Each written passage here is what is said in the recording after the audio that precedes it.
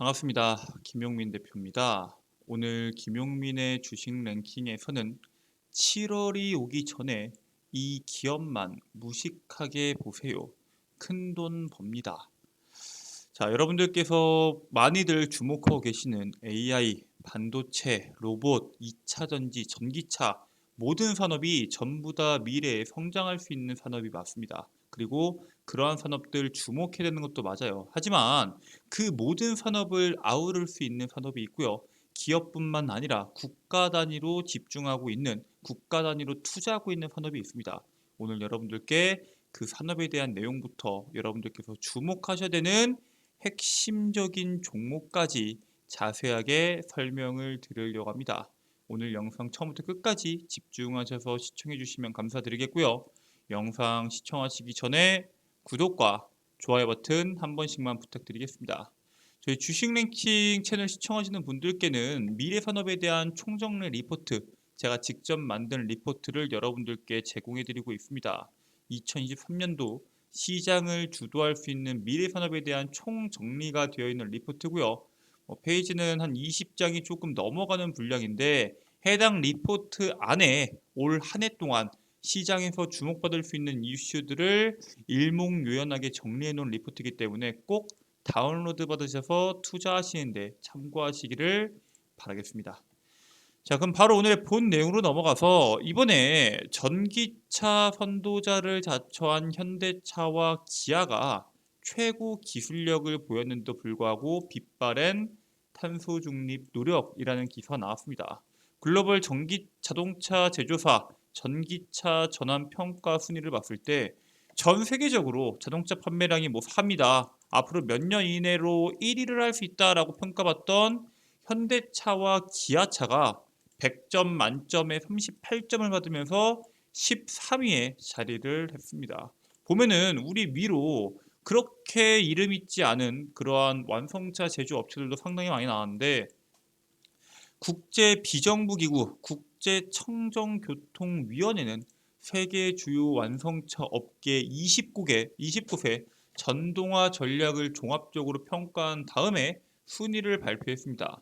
현대랑 기아는 100점 만점 중에서 38점을 받으면서 종합 13위에 자리를 했고요. 현대와 기아가 일단 충전 속도에서 75점을 받으면서 테슬라에 이어서 2위, 주행거리도 세계 최고 수준으로 평가를 받았습니다. 근데 문제는 뭐예요?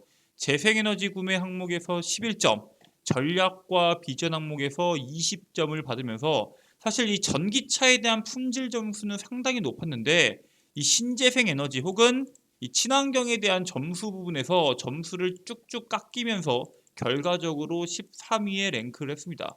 그래서 이걸 보고 아니 친환경이 당연히 중요한 건 알겠는데 이것만 보고 우리가 앞으로 이 전기차 산업 혹은 자동차 산업에서 현대와 기아가 경쟁력이 밀릴 수 있다라고 판단할 수 있냐라고 물어볼 수 있겠죠.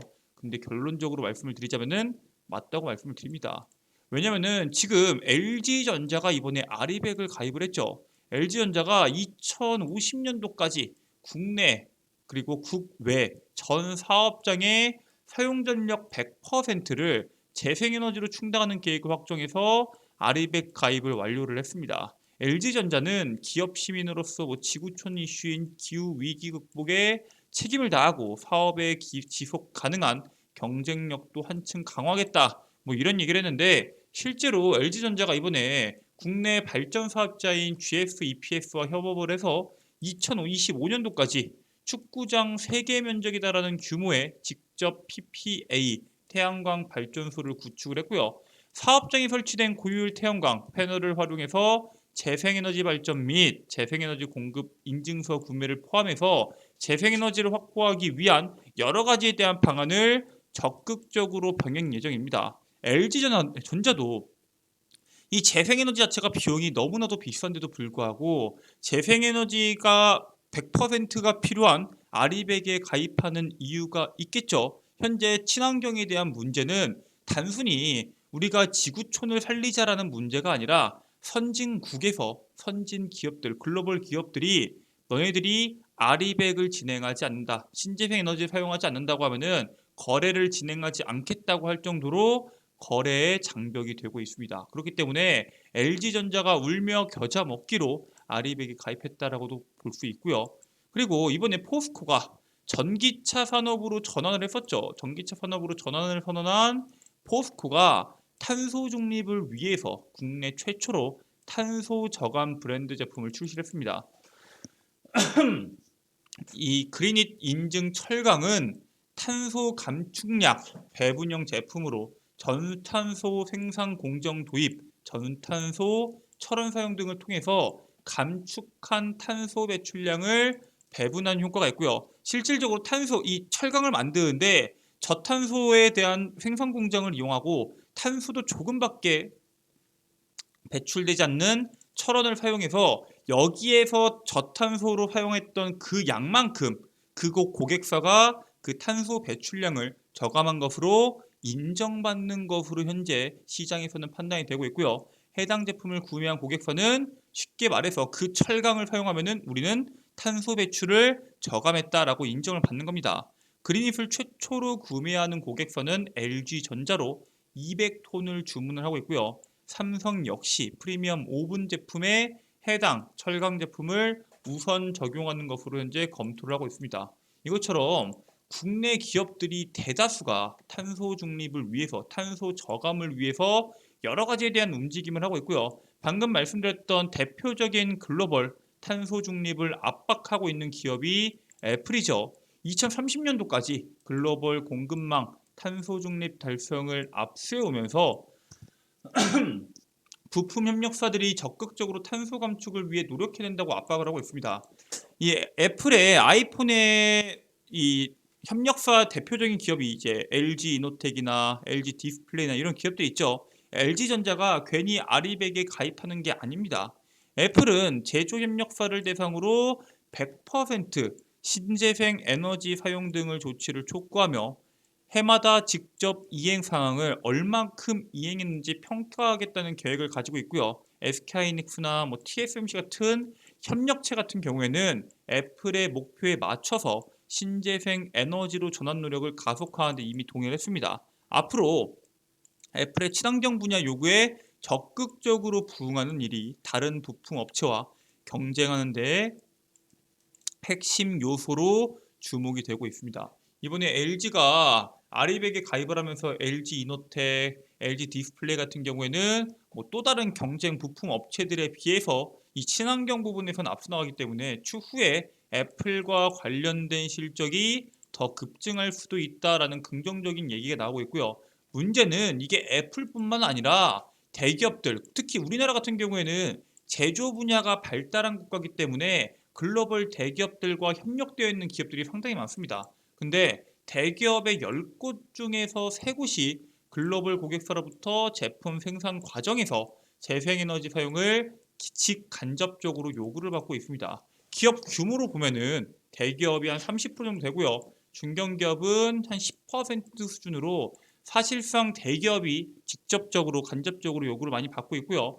글로벌 고객사로부터 재생에너지 사용을 요구받은 시점은 2030년 이후가 38.1%로 가장 높고요. 25년도부터 29년도까지는 10% 내외, 2040년부터 2050년도까지가 거의 대다수를 차지합니다.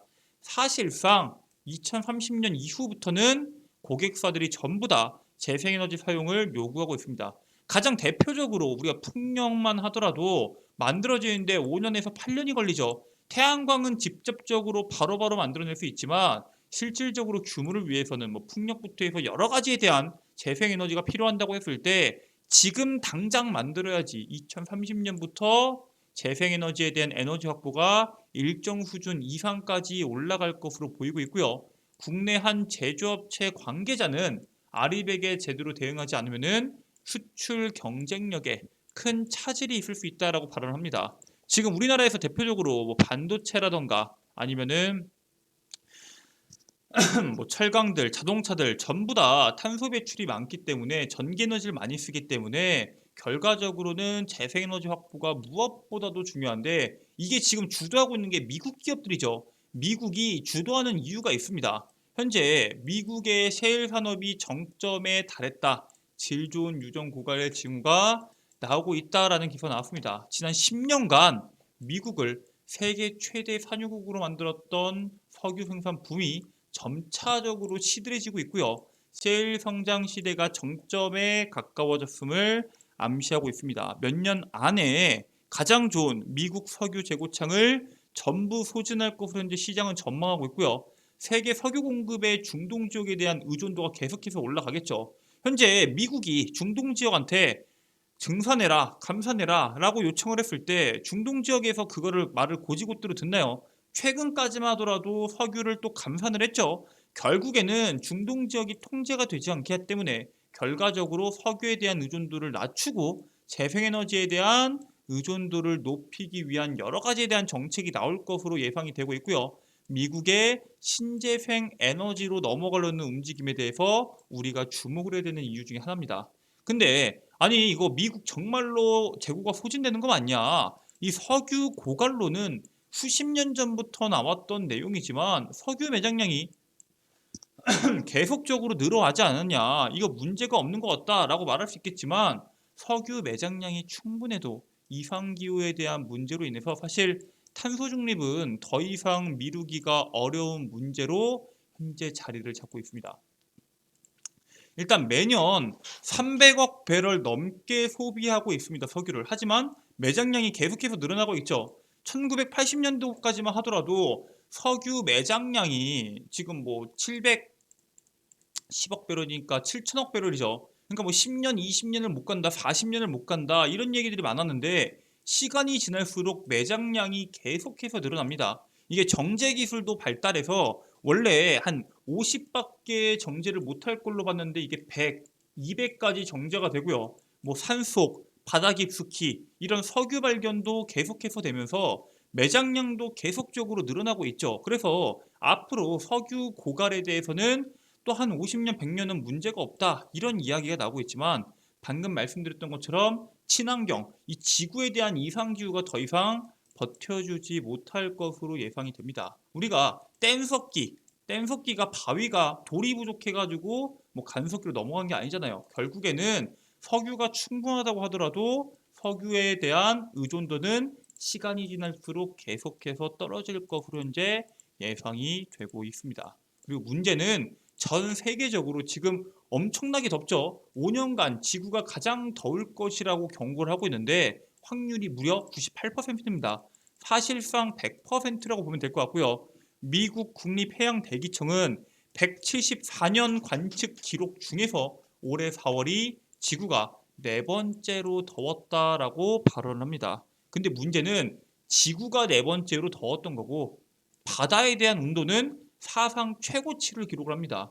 1982년에서 2011년에 대한 평균치보다 0.86도가 높은 수치를 기록을 했고요. 이게 바다가 배출되는 탄소의 한 4분의 1 정도를 전부 다 가둬서 이 지구온난화가 되는 것을 완충하는 역할을 지금까지 해왔는데 지금 이 역할을 제대로 못하고 이 북극이나 이런 얼음들도 다 녹고 있고 이렇다 보니까 태풍이 더 강해지고 오래가고 산불도 지금 캐나다 쪽에서 계속적으로 나고 있죠. 이러한 이상기온으로 인한 재해 우려가 점차적으로 심각해지고 있습니다.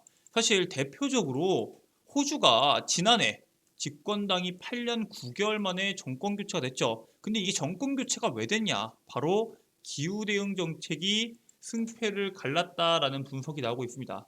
이게 호주 쪽에서 특히나 3년간 산불과 홍수에 대한 문제가 상당히 심각하게 나왔고요. 500여 명이 숨지고 동물도 수십억 마리가 죽는 것처럼 엄청난 사건이 발생을 했습니다. 근데 기존에 갖고 있던 이 기존의 자유당이 기후 대응에 대해서 상당히 소극적이었고요.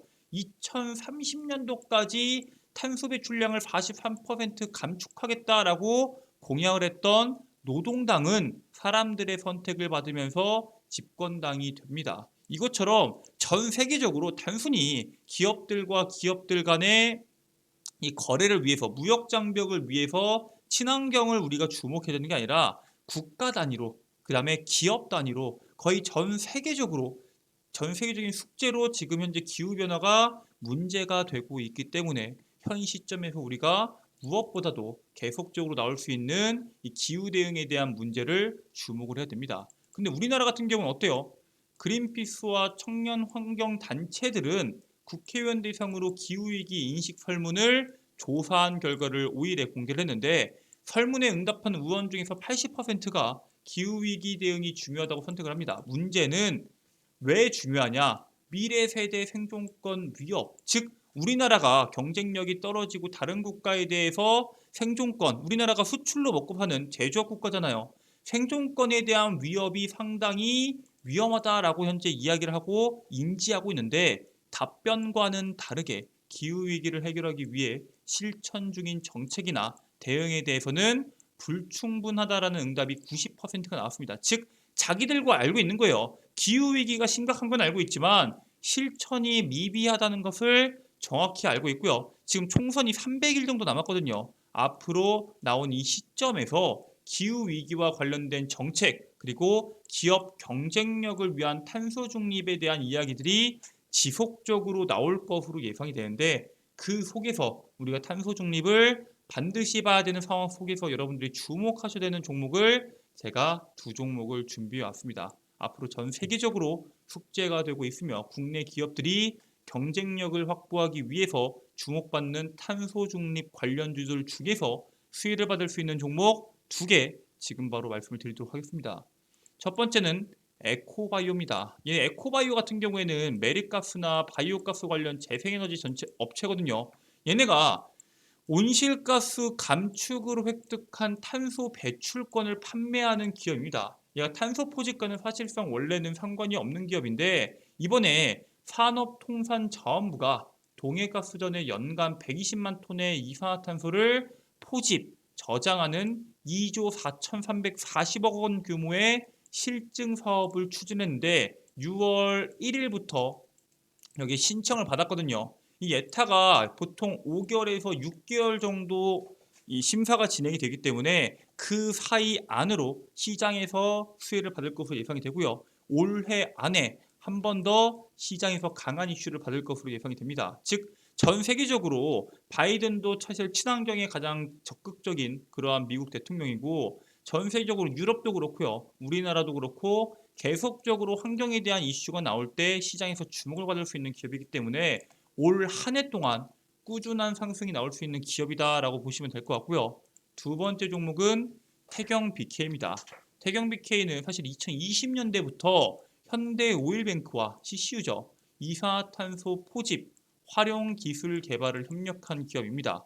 얘네가 원유 정제 과정에서 이 기술을 말고도 원유 정제 과정에서 발생하는 온실가스와 부산물로 탄산칼슘을 제조하는 친환경 기술을 세계 최초로 상용할 예정이고요.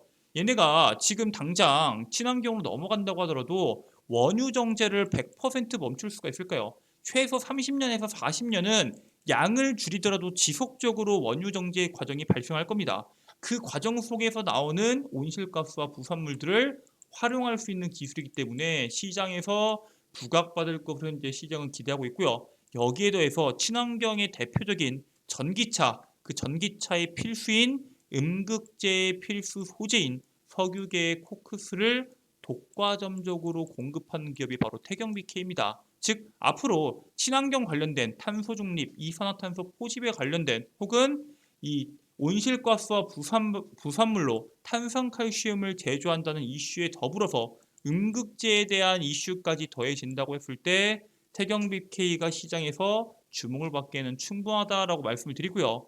관련된 종목군들 여러분들께 오늘 에코바이오와 태경 BK에 대해서 자세하게 설명드렸는데, 그 두 종목들 여러분들께서 꾸준한 모니터링 이후에 시세가 나올 때는 꼭 익절하시기를 바라도록 하겠습니다. 이 밖에도 여러분들께서 반드시 보셔야 되는 친환경이 필요한 이유, 미래산업, 2차 전지, 폐배터리, AI, 로봇에 대한 총정리집도 여러분들께 종목과 함께 드리고 있는데, 해당 리포트를 어떤 식으로 다운로드 받는지 지금부터 설명을 드리도록 하겠습니다.